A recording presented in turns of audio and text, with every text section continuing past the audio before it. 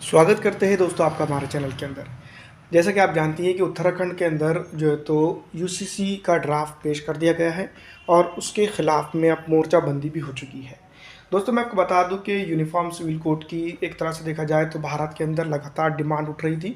इसके चलते जो है तो कई एक जगह पर जो है तो उसकी चर्चा भी हो रही थी।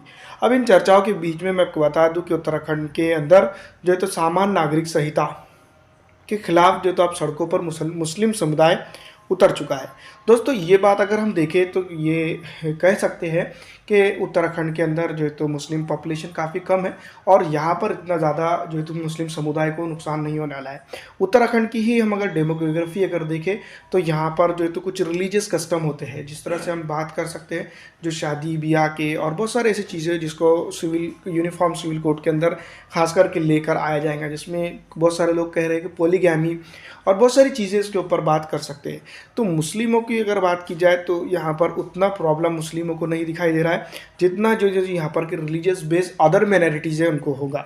उत्तराखंड सीएम धमी ने जो तो विधानसभा में यूसीसी के विधायक 2024 को पेश किया, उसके ऊपर चर्चा होंगी और बहुत सारी चीज़ें इसके ऊपर होंगी। उसके बाद जो तो कोर्ट के मसाइल होंगे, उसके बाद जो तो राष्ट्रपति और बहुत सारी चीज़ें जो तो इसके अंदर हो सकती है। दूसरी तरफ अगर हम बात करें तो यूनिफॉर्म सिविल कोड से क्या सिर्फ मुसलमानों को प्रॉब्लम हो रही है या सिर्फ मुसलमानों को ही इससे प्रॉब्लम होगी?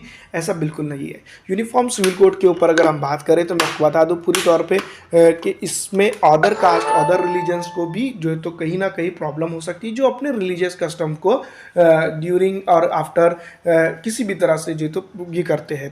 तो ये अगर हम बात करें और दूसरी तरफ अगर हम भारत के संविधान को देखें तो भारत का संविधान अपने धर्म को अपने रिलीजियस कस्टम को फॉलो करने की पूरी इजाज़त देता है।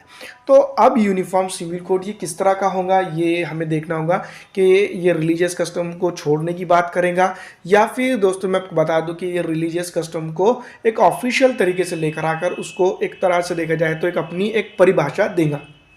तो ये चीज़ें इसके ऊपर देखनी होगी। अगर कभी हम ये बात कह सकते हैं कि ये कुछ ऐसी चीज़ें हैं, हम देखेंगे कि गुजरात के अंदर जो तो शादियाँ अलग तरह की होती है और महाराष्ट्र के अंदर कुछ अलग तरह की होती है और तेलंगाना के अंदर कुछ अलग तरह की होती है, गोवा के अंदर कुछ अलग होती है। भारत के अंदर अगर देखें तो हम हर एक ज़िले के अंदर जो है तो अलग अलग तरह की कस्टम और चीज़ें देखते हैं, लेकिन जो तो ये संविधान ने उनको अपना अधिकार दिया है, लेकिन वही संविधान है जो यूनिफॉर्म सिविल कोड को लाने के बाद उनके वो अधिकारों को किस तरह से मेंटेन करेगा, ये अब जो तो आने वाले दिनों के अंदर होगा। दूसरी तरफ मैं आपको बता दूं कि मुसलमान इसको लेकर चिंतित है या फिर चिंता करनी चाहिए, तो ये हम इस वक्त ये कह सकते हैं कि मुसलमानों को इसको लेकर बिल्कुल चिंता नहीं करनी चाहिए, क्योंकि जो सबके साथ होना है वो मुसलमानों के साथ इस देश में होना ही है। जो सबको कानून फॉलो करना है वो मुसलमानों को भी फॉलो करना है। तो यूनिफॉर्म सिविल कोड का कोई इतना बड़ा इशू नहीं बनना चाहिए। आपको क्या लगता है, हमें कमेंट करके ज़रूर बताइए।